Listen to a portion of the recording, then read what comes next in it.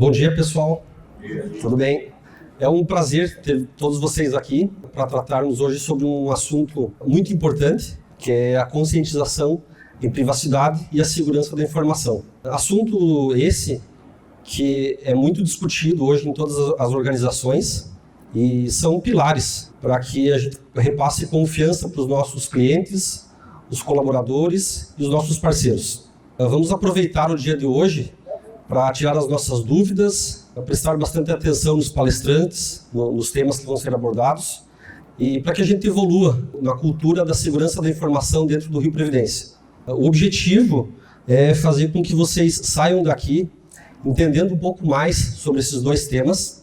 O Rio Previdência ele tem atuado dando muita prioridade nesses pontos e a tecnologia da informação ela está trabalhando muito forte nos sistemas de segurança para que a gente faça a entrega de disponibilidade, integridade e a resiliência dos sistemas. Então, vamos aproveitar, tirar as nossas dúvidas, compartilhar as informações com os nossos colegas e um bom workshop para todo mundo, ok? Agora a Luísa vai iniciar a apresentação. Bom dia a todos, obrigada pela presença.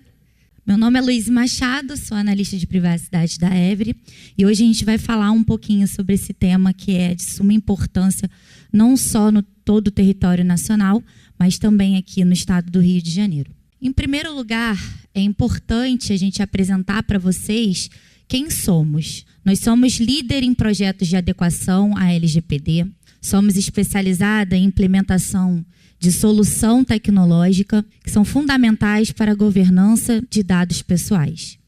Atualmente, contamos com mais de 100 colaboradores, temos a nossa sede em Brasília, uma filial aqui no Rio de Janeiro, mas a nossa atuação é em âmbito nacional. Aqui foram algumas conquistas durante esse tempo da Evry que nós alcançamos. Nós apoiamos o One Global Compact, que é um pacto da ONU, tá, em relação à sustentabilidade e responsabilidade social. Nós somos certificadas pela Great Place to Work, né, que é uma certificação que garante que o nosso ambiente de trabalho é um ambiente bom para os colaboradores. E além do compromisso dessa consultoria, o compromisso da Evry com o Rio Previdência, né, nós também temos um compromisso dentro de casa. Nós somos certificadas 3 vezes pela ISO 27001, que é uma ISO de segurança da informação. Nós somos certificados 2 vezes pela ISO 27701, que é a ISO que trata sobre privacidade de informação. Além disso, nós temos mais 100 casos de sucesso. Nós somos referência em segurança da informação. Nós temos liderança em GRC, melhores práticas de ESG. Ganhamos um prêmio de empresa destaque. Nós temos os 2 maiores projetos de privacidade do Brasil, que é a ata de registro de preço e também o projeto da Petrobras. E nós somos líderes em privacidade em todo o território nacional. Qual o objetivo do workshop? É instruir os servidores do Rio Previdência para beneficiar a compreensão da importância em proteger as informações, trazendo uma base de boas práticas que possam ajudar a garantir a confiança dos cidadãos, promovendo assim uma cultura organizacional de proteção de dados e de segurança da informação. Nós vamos passar um videozinho por que a proteção de dados importa. Oi, bom dia. Olá, bom dia. Tudo bem? Tudo bem. Bom dia. Vai ser junto? Vai. Posso tirar uma foto sua pro cadastro? Oi? Posso fazer uma foto sua pro nosso cadastro? Mas eu só vou comprar um shampoo e uma escova de dente, precisa disso? Por que eu tenho que fazer? Que nem quando você vai no consultório, sabe? Eles fazem o cadastro lá na portaria. Posso fazer? Pode. Tá. Posso fazer uma foto sua?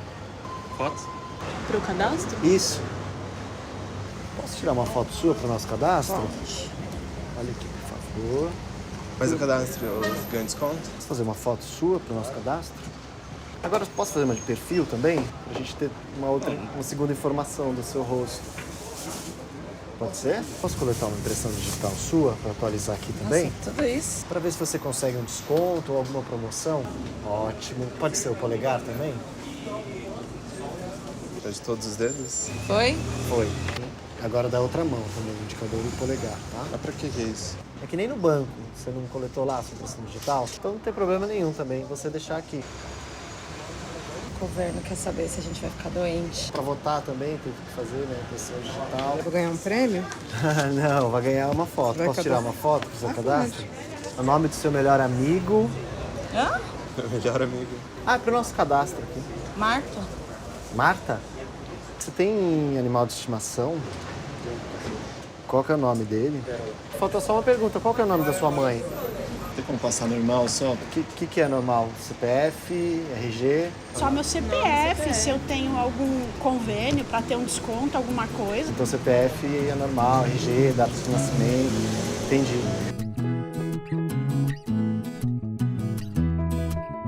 Você não achou estranho tirar a impressão digital na farmácia? Não? Não. É, no banco tira, né? É. Às vezes em algum escritório, alguma coisa assim. Normalmente eu não passo de jeito nenhum. Só quando eu faço o cadastro no lugar. Aí você confia. Você não achou estranho de perguntar isso? Eu achei. É, pra eu comprar um desodorante é bem estranho. Então, em outros lugares, tudo bem passar, né?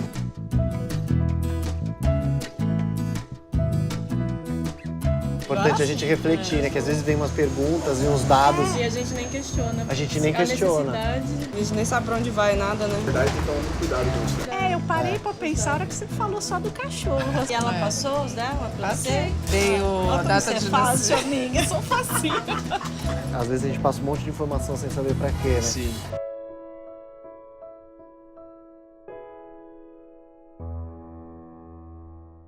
Esse vídeo traz, né, uma conscientização para a gente sobre o uso dos nossos dados pessoais. Será que é necessário, para comprar um shampoo numa farmácia de forma física, a gente passar o nosso CPF, o nosso RG, o nosso endereço? Será que é necessário a gente fornecer para essa farmácia sem saber onde os nossos dados vão ser armazenados, sem saber, né, como eles vão proteger os nossos dados pessoais? E é essa reflexão que esse workshop tem como principal objetivo. Nós vamos entrar um pouquinho sobre a privacidade no Brasil e no mundo.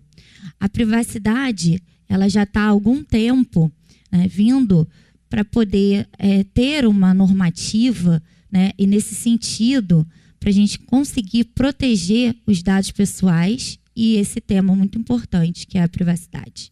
Desde 1973, lá na Suécia, tivemos a primeira lei abrangendo sobre privacidade. Em 1995, tivemos uma diretiva de proteção de dados na União Europeia.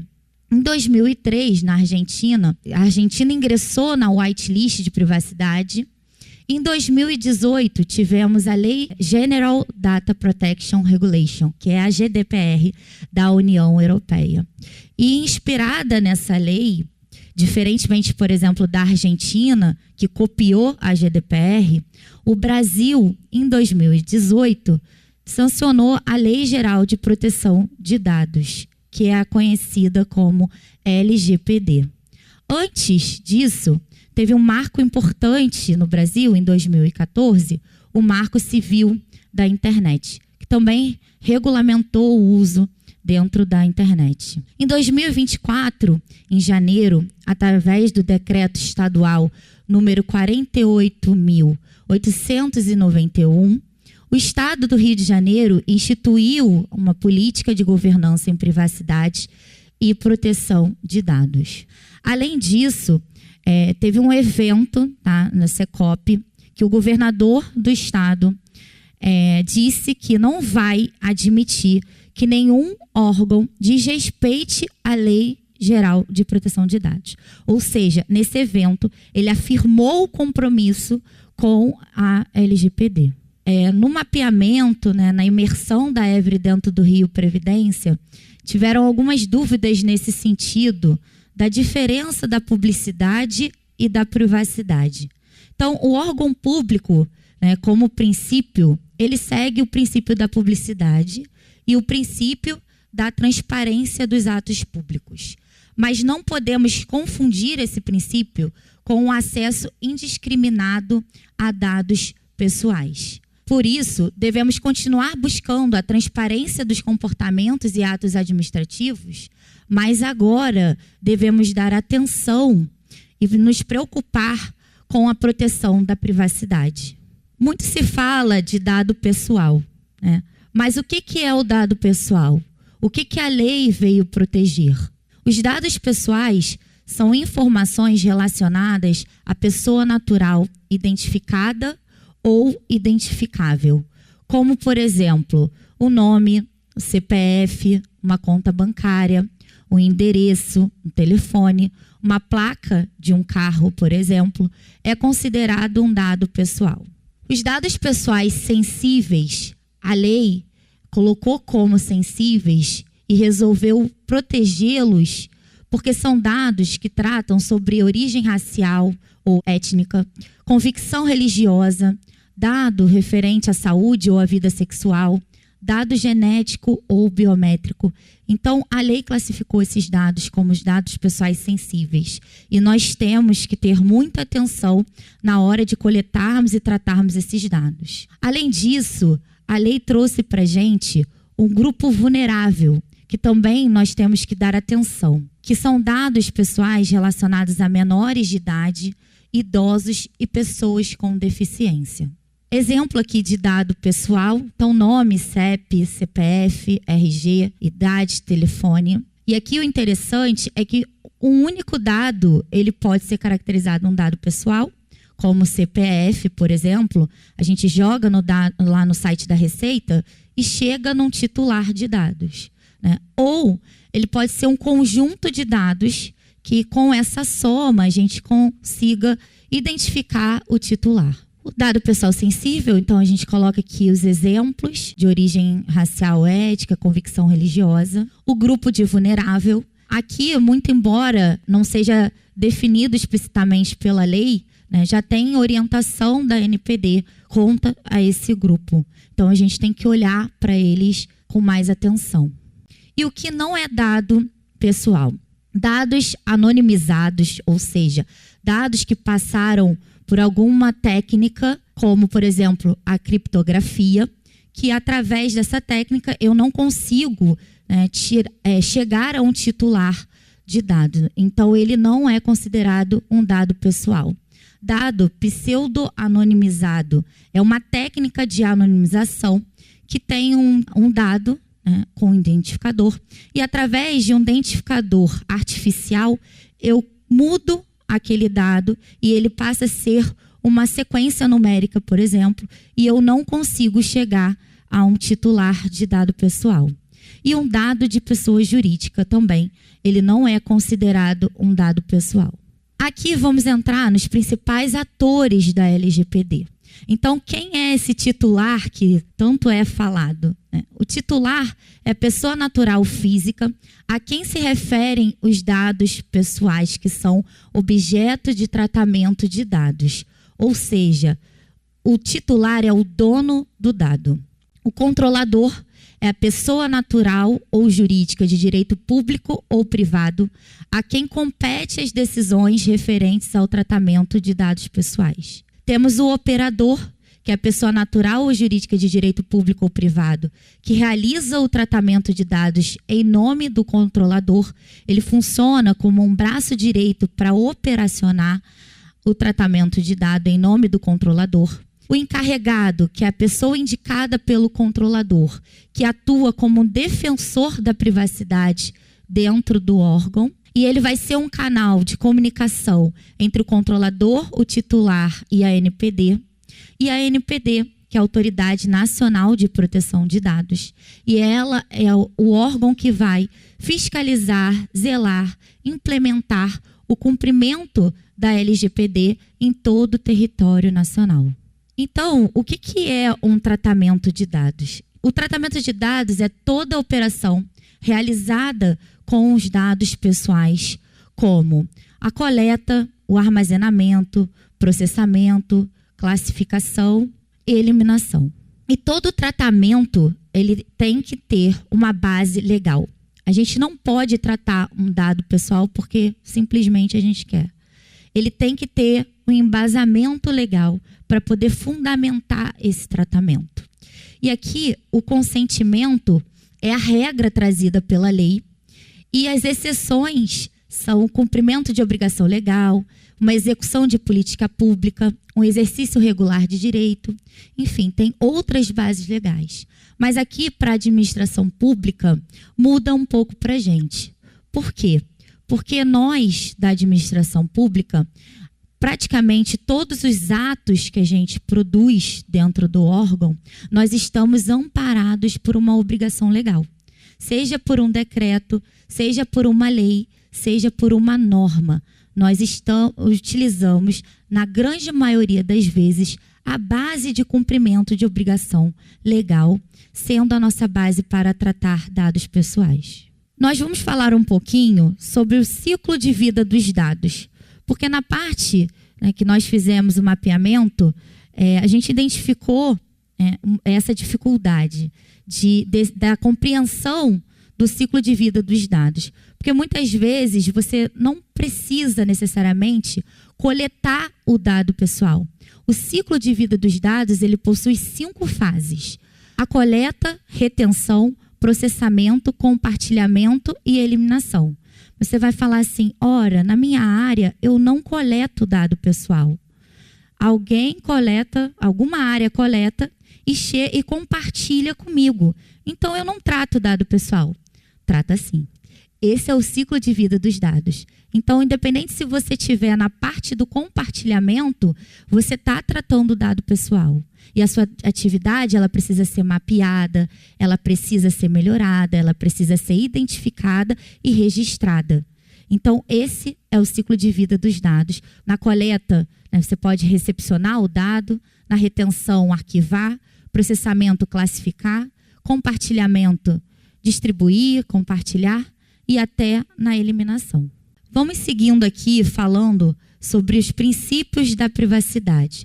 Aqui a gente traz alguns princípios que a lei ela nos coloca como diretrizes para o entendimento, não só da lei, mas como espera que a gente pense em relação à privacidade. O primeiro princípio é sobre a finalidade. Então, nós temos que ter uma finalidade definida. A gente não pode coletar o dado para uma finalidade e usar para outra finalidade. Então, a gente tem que ter uma base, um princípio da finalidade, o tratamento de forma definido.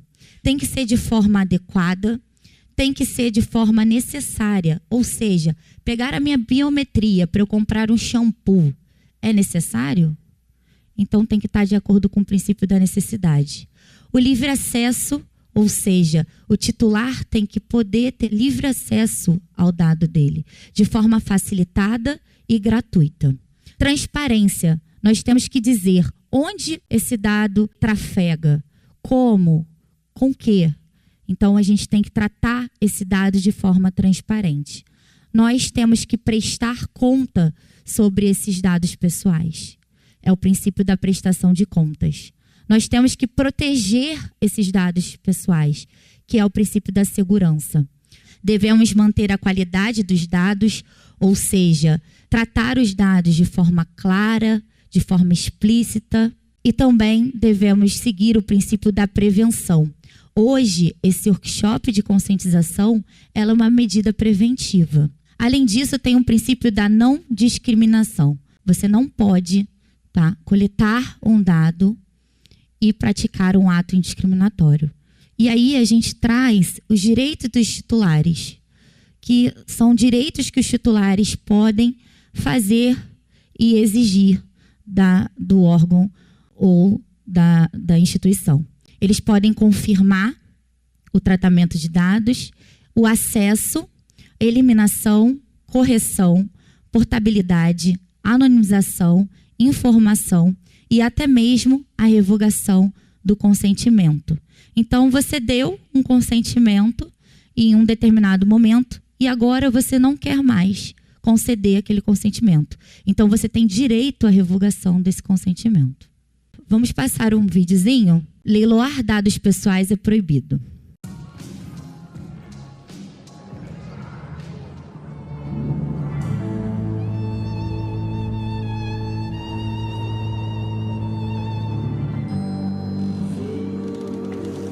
The next sale is a digital treasure trove charming Ellie's private data. What? Lot number 1, her emails. The one she's opened and read, wonderfully personal. Let's start at 240, 260, 280. Sold. Lot number 2, Ellie's drugstore purchases. Voila! Priceless data. Do I hear 480? 500. Sold. Her location data. It's not creepy, it's commerce. Do I hear 600? 620? 640? 660? Sold. Nana? All her contacts, even sweet Nana. Sold at 740. Her recent transactions. Her browsing history. Her late-night texting habit. Sold. And now the one you've all been waiting for, and I can promise you won't be disappointed.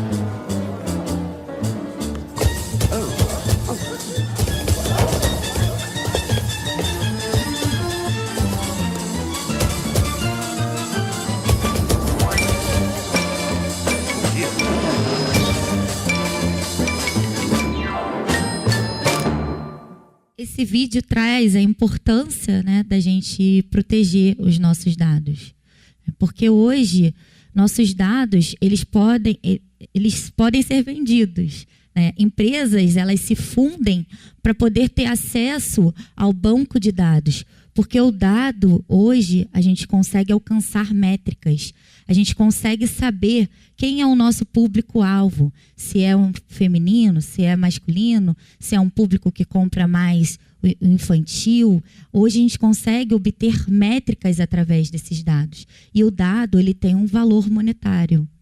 Por isso que a gente tem que prestar muita atenção quando a gente compartilha. Além disso, nós podemos também sofrer algum ataque, alguma engenharia social. A gente pode, com essa exposição de tantos dados, né, acabar passando informações importantes e por trás existe um titular de dados. Por trás existe uma pessoa. E é isso que a Lei Geral de Proteção de Dados veio proteger. Nós vamos entrar agora na parte de sanções administrativas. Ou seja, se eu descumprir a Lei Geral de Proteção de Dados, o que pode ter como sanção? A gente pode levar uma advertência, podemos ter o bloqueio dos dados pessoais referentes à infração, podemos ter uma suspensão do funcionamento do banco de dados, publicização, ou seja, publicizar alguma informação e gerar uma má reputação para o órgão, uma eliminação dos dados pessoais e até mesmo a proibição do exercício da atividade. Então, vejam a gravidade que é descumprir a Lei Geral de Proteção de Dados. O órgão que trata dados pessoais indevidamente, ele pode ser multado. A emenda constitucional, né, 115, ela elevou o direito à proteção de dados ao status de direito fundamental, presente no artigo 5º, inciso 79 da Constituição. Então, muito embora a ANPD ela não possa multar o órgão em valor monetário, ela pode aplicar aquelas sanções administrativas, a gente pode sofrer fiscalização do TCE, do TCU, o próprio Ministério Público. Então, se a gente violar a Lei Geral de Proteção de Dados, a gente pode ser multado. O servidor que violar dever de publicidade da LGPD responde por improbidade.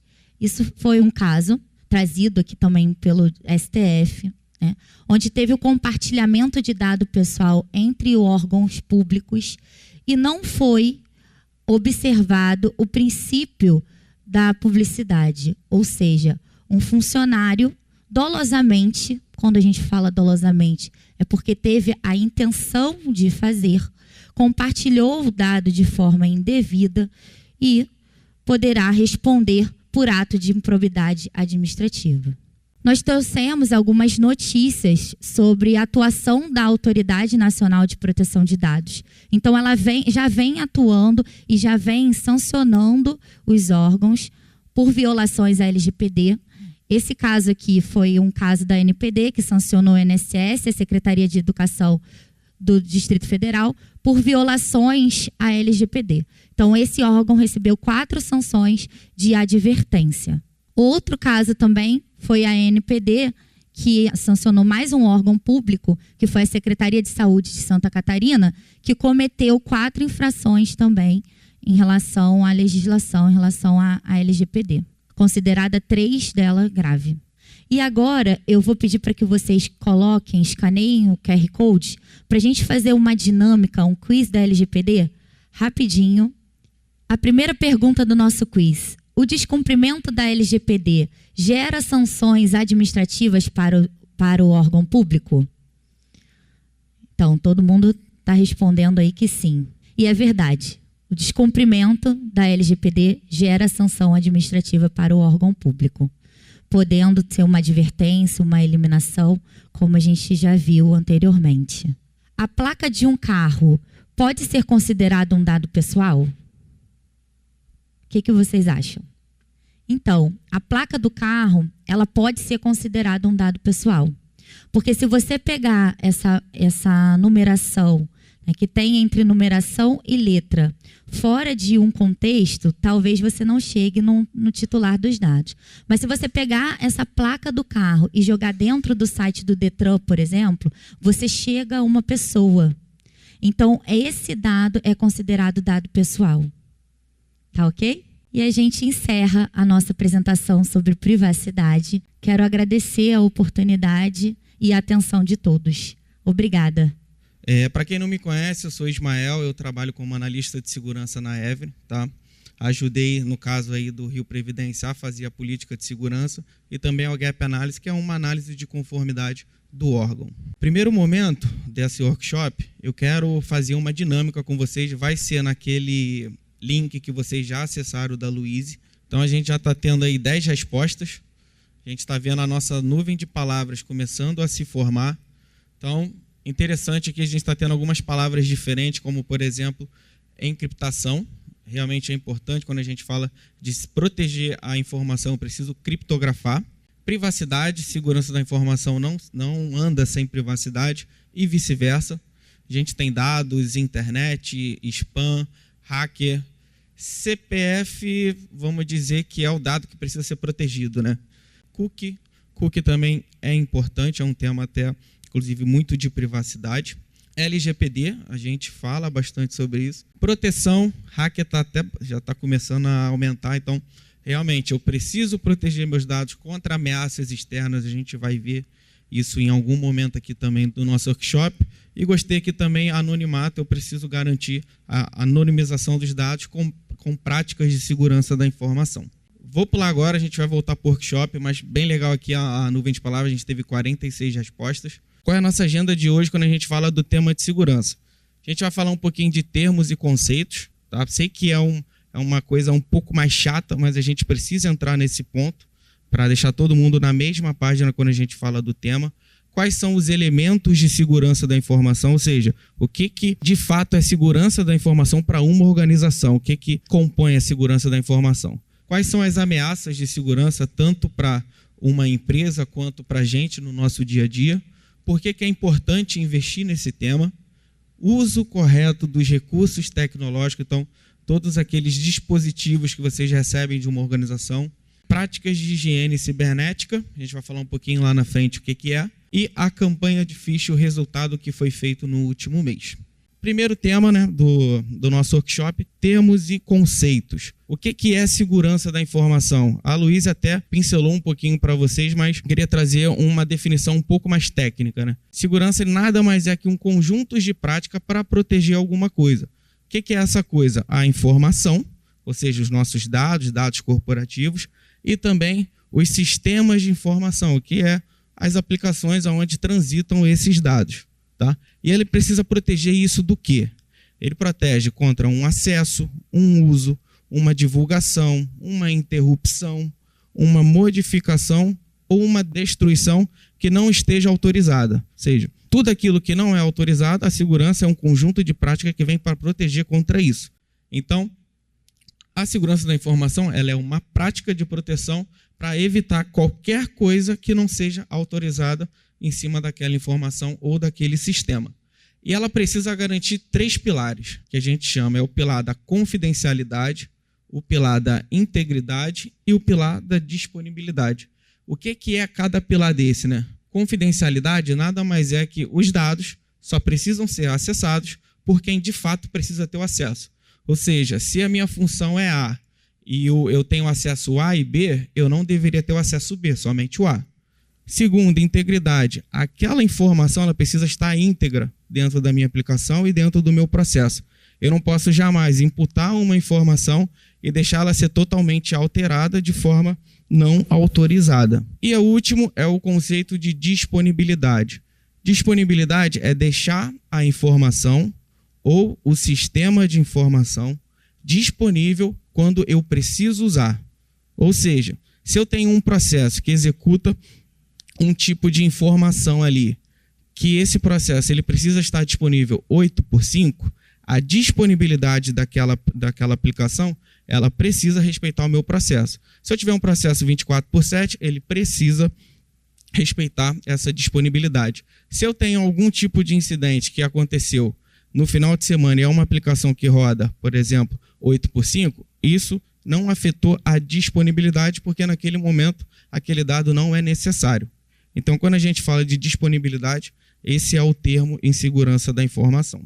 Então, agora a gente vai falar um pouquinho dos elementos. O que é elemento de segurança? A gente chama de PPT, mas não é o PowerPoint, né, como a gente fala. PPT é pessoas, processos e tecnologia. Ou seja, eu não consigo construir ou implementar a segurança da informação se eu não conscientizar bem os meus colaboradores, ou seja, são parte importante de qualquer implementação de segurança. Se eu não criar processos bem estruturados, com medidas bem implementadas de segurança, e se a tecnologia que eu utilizo, ela também precisa estar bem protegida, ou seja, controle de acesso em dia, coisas nesse sentido. É importante dizer que em qualquer conferência de segurança, qualquer treinamento que a gente vai fazer lá fora que eu falo assim na internet, desses 3 elementos, o elo mais fraco é o elo de pessoas. Por quê? Porque não adianta eu implementar diversas medidas se eu usar isso de maneira inadequada. Então não adianta eu conseguir te dar o melhor computador se quando a pessoa sair ela deixa o computador desbloqueado. Então gerando aí uma não conformidade com a confidencialidade, enfim, com outras coisas. Então somos parte fundamental e precisamos usar de maneira adequada. Segundo ponto, a gente vai falar de ameaças à segurança da informação. Logo no começo eu vou passar um vídeo, é um vídeo muito curto, só vou dar um pequeno spoiler, né? É um vídeo de uma simulação de ataque hacker através de uma prática chamada phishing, que é o phishing por voz. Tá? Então a gente vai ver o vídeo. Esse vídeo ele está em inglês, mas tem algumas legendas. DEF CON is the biggest hacker convention of the year. It's a place where thousands of hackers come to hear talks, to demonstrate their newest hacks. It's actually a place that's so dangerous to be on the internet that they tell you to turn off the Wi-Fi and the Bluetooth on your phone. And they tell you not to use the ATMs too, because those could be hacked as well. This is the DEF CON ballroom. This is sort of the main room where things are happening, and it's pretty wild. I think this is Car Hacking Village. This car is locked. Can you get me in? I'll unlock it for you. Should be good. Hacking is no longer like this fringe activity, and if you are at DEF CON, there's a good chance that you're here because you want to learn what could happen to you or your company. Anyone here first time in the SCCTF? Holy crap. I invited Chris to hack me with his team, but they're going to hack me using social engineering, which is essentially hacking without any code. They just use a phone and an internet connection. We help people with human security issues by testing vulnerabilities for like a network test, but it's for the people network. We test those vulnerabilities, see where the holes are, and then help people learn so they can patch them. Can we try some of this? Can we try some? Yeah. See if it works. Yeah, we probably could have our star visher here make some phone calls as. Let's do it. Sure. Do you want to do a sample vishing call? What's vishing? Vishing is voice elicitation, and basically what you do is you use the phone to extract information or data points that can be used in a later attack. Let's do it. Who are you gonna call? Maybe I'll call your cell phone provider Okay. and see if I can get them to give me your email address. I bet they're good. I bet they have my back. But yeah, go for it. I'm gonna spoof from your number, so it's gonna look like it's calling from you. Okay. Hi, I'm so sorry. Can you hear me okay? My baby, I'm sorry. My husband's like, we're about to apply for a loan and we just had a baby and he's like, get this done by today. So I'm so sorry, I can't call you back. I'm trying to log into our account for uses information and I can't remember what email address we used to log the account. The baby's crying and can you help me? Awesome. In just 30 seconds, gmail.com? Jessica gets my personal email address.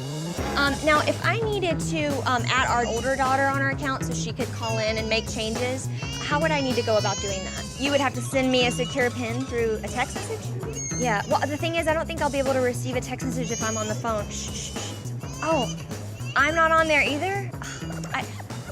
So I thought when we got married, he added me to the account. Okay, my Jessica uses my girlfriend's name and a fake social security number 5127. to set up her own personal access to my account. Wait, I'm sorry, so there's no password on my account right now? Can I set that up? She even gets the support person to change my password. Thank you so much for your help today. So she just basically blocked me out of my own account. I'll get her fed after this. All right, thank you.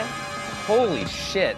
So they just gave you access to my entire cell phone account. You're gonna have to go on and change your password now because it's Jess, my name. And all it took was a crying baby and a phone call. Yes.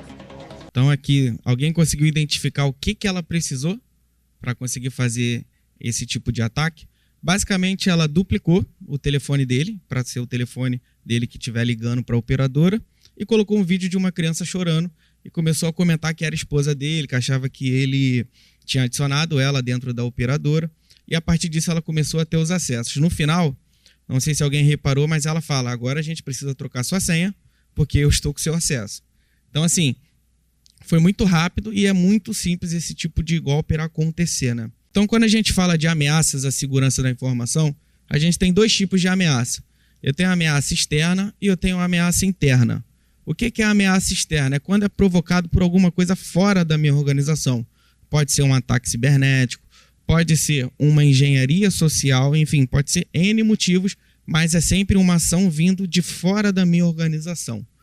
Mas eu também posso ter uma ameaça interna, e ela normalmente vem através de dois casos. Primeiro, grupo de colaborador desavisado, ou seja, eu tenho uma política de segurança, eu tenho algumas regras e aquelas regras não estão sendo seguidas, ou eu tenho um grupo de colaboradores mal intencionados, aqueles que querem fazer o mal a uma organização para ter uma vantagem financeira, ou só porque quer fazer o mal. Então, assim, é importante a gente conseguir entender e identificar esses dois grupos, a gente vai ver um pouquinho mais na frente. Agora a gente vai falar um pouquinho de ameaças externas.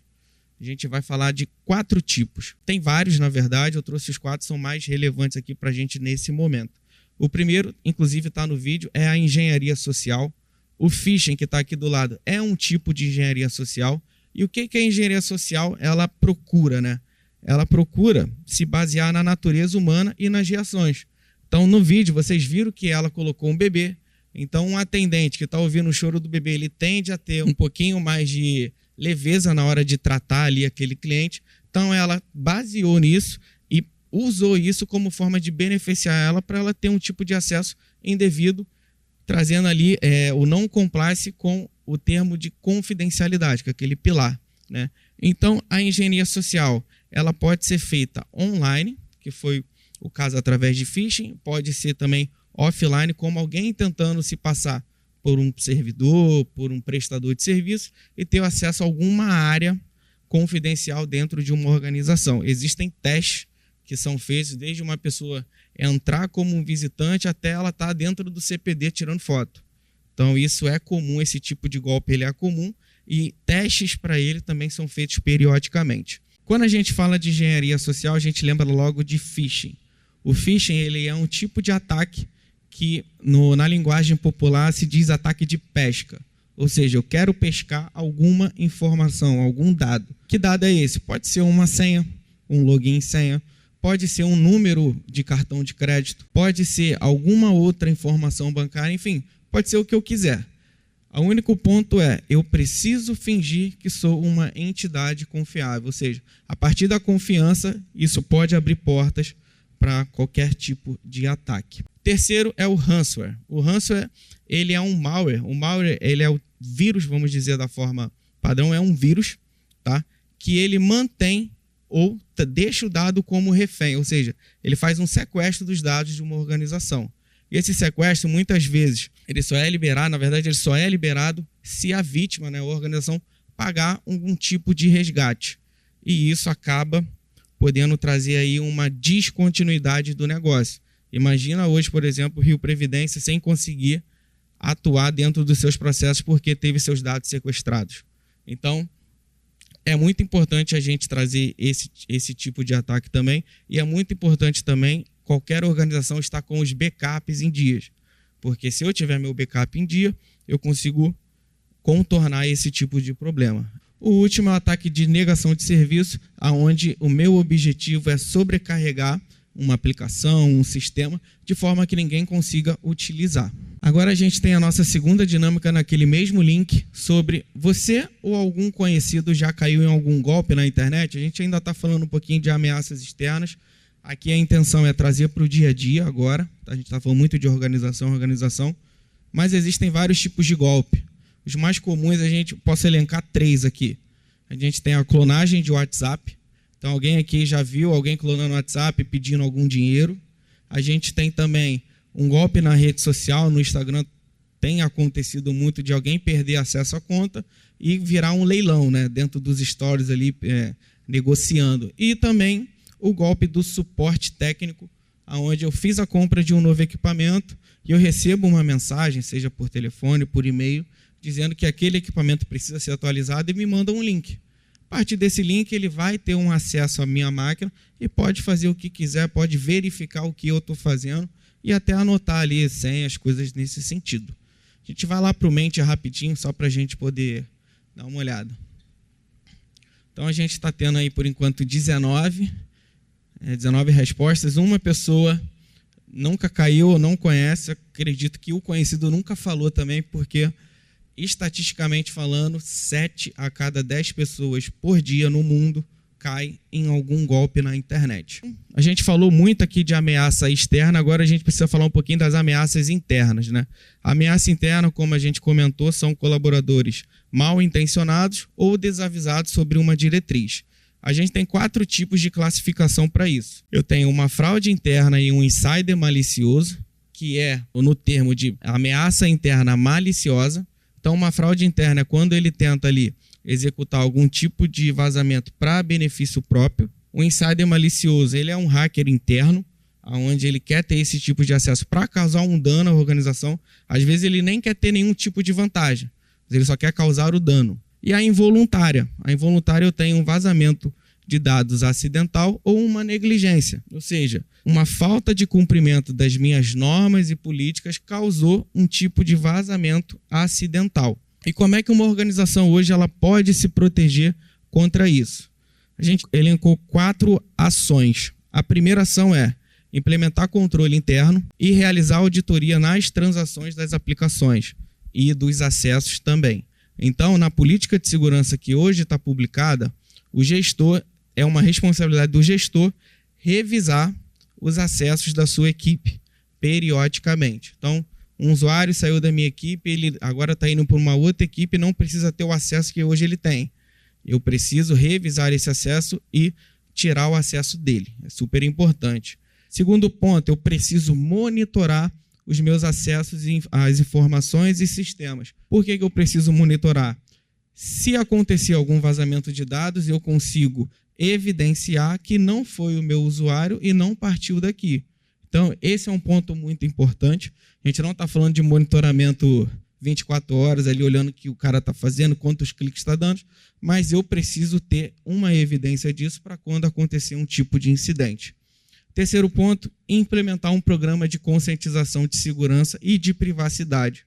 Então, esse workshop ele é o pontapé inicial, mas ele não pode parar por aqui. Eu preciso ter ações de conscientização periódicas, independente do nível ou cargo que aquela pessoa executa dentro da organização. E, por último, eu preciso implementar as regras, ou seja, eu preciso implementar a política e a norma que tenha regras definidas que todo mundo vai precisar seguir. Porque é importante para qualquer organização investir em segurança da informação. Alguém aqui conhece o CETIGov? É um site, tá? É uma equipe especializada do governo que avalia incidentes e vulnerabilidade nos últimos anos. Alguém conhece? Alguém já ouviu falar? Alguém já entrou no site? É uma equipe super importante, tá? Eles fazem reportes mensais sobre vulnerabilidades e incidentes desde 2020. Então, esse aqui é um gráfico que a gente consegue ver como é que está a flutuação, né? Só para vocês terem uma ideia, no ano de 2020, a gente teve 2.540 vulnerabilidades mapeadas pelo CETI, e em 2023 isso aumentou para 10.223. Então, isso foi crescendo, mas agora em 2024 isso está mudando, ou seja, as vulnerabilidades que foram mapeadas lá atrás, elas começaram a ser tratadas. Ou seja, eu estou começando a trazer segurança da informação para dentro de casa, para dentro da organização pública. E essa aqui é a nossa linha de incidentes, tá? Existem vários tipos de incidentes mapeados dentro do CETI, tá? Como, por exemplo, o vazamento de dados. É importante dizer que até 2023, esse quadro aqui, o CETI, ele registrou 1.615 vazamentos de dados. E só esse ano, isso em setembro, já foram registrados 5.380. Isso quer dizer que lá atrás não existia vazamento? Não. Só que a forma agora de monitorar está melhor. Então agora eu consigo, de fato, ter o número real daquilo. A tendência, com base aí nos projetos que estão acontecendo, nas implementações, é cair, tá? Esse ano realmente teve um boom, mas a ideia do próprio CETI é mostrar ali que isso está caindo com base nas implementações que estão sendo executadas. E por que eu preciso investir? Eu posso trazer uma lista de motivos, a Luísa também trouxe vários motivos, mas a gente precisa se atentar nesses 6. Primeiro, eu preciso investir em segurança porque eu preciso proteger os dados da organização. Segundo, eu preciso investir em segurança porque eu preciso estar em conformidade com as leis e com as normas vigentes. Terceiro, como eu sou um órgão público, eu preciso ter transparência e responsabilidade com a população, ou seja, com os meus clientes. Quarto, se eu investir em segurança, eu consigo mitigar um risco de ataque cibernético. É importante que mitigar é diminuir. Quinto ponto, eu preciso, como órgão público, garantir a continuidade do serviço que eu presto para a população sem impactá-la. Então, isso aqui é a continuidade do negócio. É também um tema abarcado dentro de segurança. E, por último, investindo em segurança, trazendo todas essas medidas, eu consigo estar melhor preparado quando um incidente acontecer. Ou seja, eu vou ter processos mapeados para poder ajustar, vamos assim, ajustar durante uma crise, né? Então, o que eu preciso seguir durante uma crise de segurança? Eu vou estar melhor preparado para isso também. Como eu falei, né, a gente, lá no PPT, né, na parte de elementos, somos parte da solução. Por que a gente é parte da solução, né? Esse daqui é um slide que a gente gosta de passar, que é o caminho de um cybercriminoso até os dados de uma organização. Então, existem várias barreiras para um cybercriminoso chegar no meu dado, na minha informação, no meu sistema. A primeira barreira é a barreira física, ou seja, para eu, Ismael, acessar o prédio do Rio Previdência, eu preciso me cadastrar, eu preciso estar identificado. Isso tem um controle de acesso, então é importante ter isso, porque é a primeira barreira. Então, quando a gente fala de golpes que são diretamente da internet, eu vou ter a segurança da rede, ou seja, a segregação das minhas redes. A máquina do Ismael, a máquina da Evelyn não vai conseguir acessar a rede de vocês, porque vocês têm medidas protetivas dentro da rede. Quando a gente fala de endpoint de aplicações, é uma segurança em conjunto, então endpoint são os dispositivos, seus computadores, dispositivos celulares, enfim, qualquer coisa relacionada a isso. e as aplicações são as aplicações que vocês utilizam, os sistemas. Ou seja, o Ismael ele não está com acesso para utilizar o SEI. Então, existe ali toda uma concessão de acesso envolvida. E mesmo que isso aqui tudo seja derrubado, a gente ainda vai ter os nossos usuários. Então, por isso que é importante a gente manter essa conscientização periódica sobre o tema, porque o usuário ele é parte disso e é um dos grandes elementos de segurança da informação. Uso correto dos recursos tecnológicos. Agora é o momento da nossa última dinâmica, tá? Vou tentar fazer ela de forma rápida. A gente vai passar 3 situações relacionadas ao uso correto de segurança. Quem já tiver no link, a gente vai voltar, mas eu vou dar mais 1 minutinho para alguém acessar, tá bom? Já estão até respondendo, né? A primeira situação que eu tenho é, eu preciso compartilhar um documento confidencial com um colega de equipe. O que normalmente eu faço? Eu envio por e-mail usando a criptografia, que a organização pede, eu imprimo e deixo na mesa, ou eu envio via WhatsApp. Qual seria a melhor opção aqui? Claramente é a primeira. Eu não posso jamais imprimir um documento e deixar na mesa dele, porque, como eu falei, você não tem controle de quem está passando na mesa. Então, aquele dado sendo confidencial ou interno, você não sabe se mais alguém viu. Então, você não vai ter essa rastreabilidade, então, jamais imprimir documento e deixar na mesa. E também jamais enviar documento via WhatsApp, porque você não sabe também como é a rastreabilidade do WhatsApp e não sabe aonde isso vai parar. Então, o correto aqui é realmente enviar o documento por e-mail. Aqui, e-mail é um exemplo, obviamente, mas vocês têm que enviar o documento de acordo com as regras da organização. Segunda situação agora, gente. Eu preciso acessar um sistema que requer uma senha forte. O que normalmente eu faço? Eu uso a mesma senha que eu utilizo para qualquer conta pessoal, já que fica mais fácil de eu lembrar. Eu escrevo a senha em um post-it e deixo na mesa, ou eu deixo debaixo do teclado, ou eu coloco na minha carteira, já que a minha carteira está sempre comigo, ou eu crio uma senha única e complexa conforme as diretrizes da organização. Essa situação aqui é bem legal, que lá na frente a gente vai ver um pouquinho sobre complexidade de senha, tá? Mas só para trazer um pouquinho de celeridade, jamais utilizar a mesma senha para todas as contas, porque se uma conta sua for hackeada ou vazada, todas as outras vão ser. E também, que ninguém respondeu ainda bem, de manhã tinha gente respondendo, mas jamais escrever dentro de um post-it também. A gente tem casos que a pessoa não só escreve a senha, como também escreve o login, né? Então, isso acaba, como eu falei, a gente não vai ter rastreabilidade. E o que é importante dizer que está na política é que qualquer ação tomada pela sua, pelo seu login, pela sua senha, o responsável é você. Última situação, você precisa instalar um novo software. Vamos supor que eu estou num projeto, eu preciso desse software para poder ajustar. O que eu posso fazer normalmente, né? Eu baixo e uso uma versão gratuita na internet, ou uma versão paga que eu consegui ali craquear e usar ela. Eu solicito ao meu departamento de TI, através do processo estabelecido da organização, ou, já que eu preciso instalar um novo software e o meu colega tem, eu peço para acessar e usar a conta no computador dele. O que vocês acham aqui?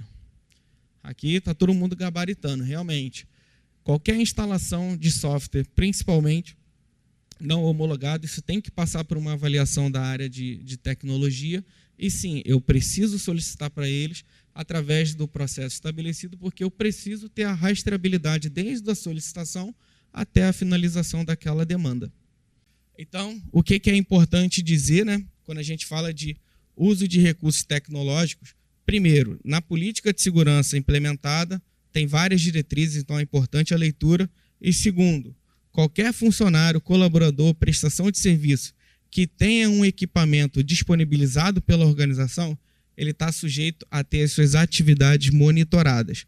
Por isso é importante seguir, ler e entender e seguir as políticas e diretrizes da organização. Por que é importante monitorar? Primeiro, eu impeço um comportamento malicioso, lembra lá das ameaças internas, eu consigo proteger meu usuário e minha organização para qualquer tipo de auditoria ou monitoramento relacionado a uma atividade específica, tá? E eu trago responsabilização das atitudes do usuário para ele. Ou seja, a partir do momento que eu consigo monitorar e eu tenho as minhas diretrizes bem definidas, o usuário que, por como eu posso falar, porque ele quer fazer de uma forma diferente, ele pode ser responsabilizado pelaquilo, como inclusive a própria Luísa comentou na apresentação dela, tá bom? Agora a gente vai passar um pequeno vídeo sobre mesa e tela limpa, tá? Isso aqui, mesa e tela limpa, é uma política sobre não deixar nada impresso, não deixar o computador desbloqueado ao sair, tá bom? Em nosso dia a dia, precisamos trabalhar com documentos, planilhas, listas e outros tipos de informações sensíveis. Por descuido ou pressa, podemos deixar esses documentos desprotegidos sobre nossas mesas, onde correm risco de serem perdidos, extraviados ou até mesmo roubados. Alguns exemplos de materiais sensíveis: contratos ou propostas comerciais, contendo informações financeiras importantes, listas ou planilhas de todo tipo, contendo informações pessoais de clientes, funcionários ou fornecedores, computador logado e sem tela de bloqueio, dando acesso a documentos e sistemas corporativos, anotações em cadernos ou post-its, contendo informações como usuários e senhas de sistemas corporativos importantes. Esses pequenos descuidos podem expor a empresa a riscos como vazamento de informações pessoais e sigilosas. Por isso, precisamos manter nosso ambiente de trabalho limpo e protegido. Evitem sair da máquina e deixar o computador desbloqueado. Evitem imprimir e deixar o computador imprimir e deixar na impressora ou deixar na mesa, porque você não sabe quem está passando. Aqui é uma tabela de complexidade de senha, ou seja, a minha organização ela pede uma senha super gigante com vários níveis de complexidade. Por que ela pede isso? Essa tabela aqui é uma tabela que é amplamente divulgada em qualquer conferência de cibersegurança, que ela diz quanto tempo um hacker esse ano demora para descobrir uma senha através de ataques de força bruta. Ataque de força bruta é aquele ataque de tentativa e erro. Só para vocês terem uma ideia, uma senha de 8 caracteres, que só tenha número, ele pode levar para descobrir em até 37 segundos. Quando eu vou aumentando essa complexidade, eu chego ali no números, letras maiúsculas, letras minúsculas, caractere especial, isso sai de 37 segundos para 7 anos. Lembrando que é até 7 anos. Um dado importante também é que, no ano passado, essa mesma métrica que eu falei para vocês era 53 anos. Então, em menos de um ano, a gente saiu de 53 anos para 7 anos. Provavelmente, no ano que vem, isso aqui vai ser menos de um ano. Então, realmente, quando a gente fala de melhores práticas de segurança da informação, o CIS ele pede pelo menos 14 caracteres. Quando a gente fala de 14 caracteres, com todos aqueles níveis de complexidade, a gente está falando de até 805 bilhões de anos para serem descoberta uma senha. E agora, quando a gente fala de estruturação normativa, a gente tem 3 tipos. A primeira é a política de segurança, ela é um documento aplicável para toda a organização, tá? Então, é como se fosse a porta de entrada de qualquer organização. Depois eu tenho as normas complementares, que ela pode ser aplicável para todo mundo, ou aplicável a um pequeno grupo, como, por exemplo, se eu tenho uma norma ali de controle de acesso de revisão de acesso, isso é aplicável para todos. Se eu tenho uma norma de acesso ao CPD, ela é específica para a área de tecnologia. E, por último, procedimentos operacionais, que isso é aplicável a uma área para garantir a continuidade daquele processo. Então, todas as áreas, mapeei todos os processos, eu preciso ter procedimentos operacionais para eu garantir a continuidade daquele processo. Higiene cibernética, falando rapidamente, como a gente tem a nossa higiene de saúde, né, de acordar, escovar os dentes, existem alguns processos, alguns procedimentos que a gente pode fazer relacionado à segurança. Eu trouxe 8 exemplos aqui muito rápido, então só para trazer aqui rapidinho. Utilizar senha forte e não única, ou seja, como a gente comentou na nossa dinâmica, eu não posso jamais ter uma senha para tudo. Ismael, não sei como é que eu vou guardar todas essas senhas. Existem hoje gerenciadores de senha em celulares, são pagos, mas são bem seguros, vocês conseguem acessar e cadastrar todas as senhas nele. Segundo ponto, eu preciso manter os equipamentos atualizados. Então, quando a área de TI pede para atualizar o equipamento, é porque realmente é importante. E quando o seu celular, enfim, qualquer dispositivo pessoal, venha com uma atualização, não deixe para depois, atualizem logo. Terceiro, não clica nem abra qualquer link ou e-mail que você ache suspeito. valide com a área de tecnologia, tá? Se eu tiver qualquer dúvida, entre em contato com a área de tecnologia e reporte aquele e-mail possivelmente malicioso. Quarto, utilize apenas conexões seguras. Alguém aqui vai ao shopping? Alguém aqui acessa o Wi-Fi do shopping? Ou já acessou? Bom, que bom, que eu já tive casos de pessoas que acessou. Então, sempre utilize conexões seguras. Evitem qualquer conexão pública, porque você não sabe o que está passando por ali. Uma conexão do aeroporto.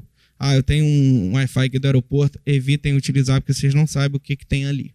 Quinto ponto, mantenha o seu backup atualizado. Isso aqui é um ponto interessante, que na política de segurança, o backup é a responsabilidade da área de tecnologia. Porém, se o dado estiver dentro do disco local do equipamento, ou seja, no meu HD, eu sou o responsável. Então, evitem colocar qualquer dado corporativo dentro do equipamento de vocês e coloquem nos canais, nas fontes oficiais de armazenamento da organização. Sexto ponto, utilizar um outro fator de autenticação. Isso aqui é uma proteção para o usuário e para a organização como um todo. Ou seja, antes de eu te dar o acesso àquela aplicação, eu preciso saber se você é você. Então, isso é importante. Tem um projeto sendo implementado na organização para a utilização do Authenticator, tá? E é bem importante para todos. Sétimo ponto, em compras online, utilize um cartão virtual, evitem deixar um cartão físico. Se aquele dado for vazado, você pode ter sérias consequências financeiras. E, por último, só realize downloads em sites oficiais. Para a gente encerrar a campanha de phishing. Por que é importante a gente fazer uma campanha de phishing? Primeiro, eu consigo traçar estratégicas e métricas relacionadas ao acompanhamento estratégico da organização. Segundo, eu consigo conscientizar e educar meus colaboradores através de treinamentos. E eu consigo trazer melhoria contínua para os meus processos e também para os meus recursos. Alguém viu essas telas aqui no e-mail no último mês de setembro?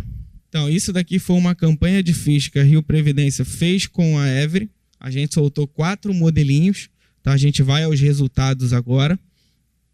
Fiquem tranquilos que todos os resultados são feitos de forma anônima, a gente não coleta dados de nome, enfim, coisas nesse sentido. Como é que foi o resultado, né? A gente mandou 367 e-mails, então aqueles 4 e-mails foram enviados. Desses 367, 200 e-mails foram abertos, ou seja, isso não configura nenhum tipo de vazamento, mas dentro desses 200, eu tive 34 e-mails que vazaram um tipo de dado, ou seja, teve o seu dado comprometido, ou seja, clicou lá no link, abriu, passou os dados, tentou acessar. E essa tabelinha aqui é bem legal porque ela mostra quantos e-mails eu enviei. De cada uma da Receita Federal, eu enviei 94, do Bradesco 94, do Cispátria 85 e do SEI 94. Quantos foram abertos em cada um deles? Eu tive 64, 50, 45 e 41. Ou seja, o pessoal deu menos preferência para o SEI. Vamos entender dessa forma aqui. Mas o dado mais importante é que eu tive 34 dados comprometidos e esse amarelinho aqui é múltiplos cliques. Ou seja, a pessoa clicou uma vez, viu que não funcionou e clicou de novo. Então, isso é importante. A gente teve múltiplos cliques em 3 dos 4 templates. Só o único template que ninguém quis clicar de novo foi o Bradesco. O Bradesco não teve nenhum vazamento por Bradesco, então, obviamente, não teve nenhum multiclique. Mas, no geral, todo mundo que clicou, em algum momento, uma outra pessoa clicou também 2 vezes. Tá? Então, assim, é importante que, para esse tipo de campanha, aqui, obviamente, foi uma campanha, mas o risco tem que ser 0. O apetite a risco precisa ser 0, ou seja, não adianta eu enviar 367 e-mails e 366 não abrirem, não clicarem, mas se uma pessoa clicar, os dados vão ser expostos e vazados, independente disso. Então, assim, é importante a gente conseguir identificar o que é um e-mail malicioso, o que não é, e fazer o reporte de forma oficial. Um outro ponto que é importante dizer, eu enviei 367 e-mails e ficou 167 vagos, porque ninguém abriu. Se fosse uma simulação de phishing real, né, um ataque de phishing real, isso quer dizer que esses 167 e-mails estão seguros? Não. Só quer dizer que a pessoa não abriu naquele momento. Mas eu posso deixar aquilo ali rodando e em algum momento ela vai abrir. Então é muito importante a gente conseguir identificar e divulgar isso de forma correta. Tá? para fechar, somente um lembrete: segurança da informação, ele não é apenas a área de TI. A área de TI, ela é responsável, sim, pela segurança da informação, mas vocês também são. Porque esse tema ele permeia todas as áreas e é uma responsabilidade de qualquer colaborador, independente se ele é jovem aprendiz ou estagiário, ou independente se ele é o presidente da organização. A responsabilidade de todo mundo é a mesma quando a gente fala desse tema. Queria agradecer a todo mundo a disponibilidade. Qualquer problema, dúvida, vocês podem procurar a gente está aí para auxiliá-los. Obrigado mais uma vez e boa semana a todos. Pessoal, eu só gostaria de reforçar com vocês a importância que o Rio Previdência está dando com referente à segurança da informação. Semanalmente recebemos os relatórios da Every com tarefas, né, que devem ser feitas baseado nas análises que eles fizeram, e isso está sendo implementado nos últimos dias, né? Então, soluções de antivírus, anti-spam que está sendo implantado justamente para combater o phishing, combater vírus que vem por e-mail. É uma atividade que ela não tem fim. Isso aí não é um projeto que eu vou iniciar e vai ter um término. Isso aí é constante a evolução disso aí, até mesmo porque as técnicas de invasão elas vão evoluindo todos os dias. Então eu peço a colaboração de vocês para que vocês sempre prestem atenção nos e-mails recebidos, sempre fiquem atentos nessas dicas aqui que foram repassadas pelo pessoal. E obrigado pela presença de todos. Isso aí.